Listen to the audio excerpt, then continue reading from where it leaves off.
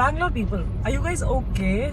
Because the way you guys drive on these roads, it's as if you guys have 9 lives or something.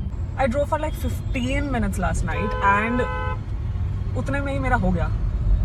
I couldn't believe this. I'm from Delhi, so I thought that Delhi people drive like paglo ki tarah.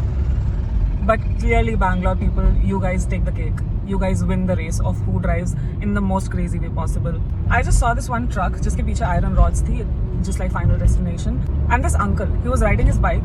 He went behind, cut mara unhone. The rods literally touched him here. And nonchalant final boss. He just ducked. And thoda sa itna hua, that's all. And the uncle drove past. No big deal. Roz hota hai ye to yahan pe.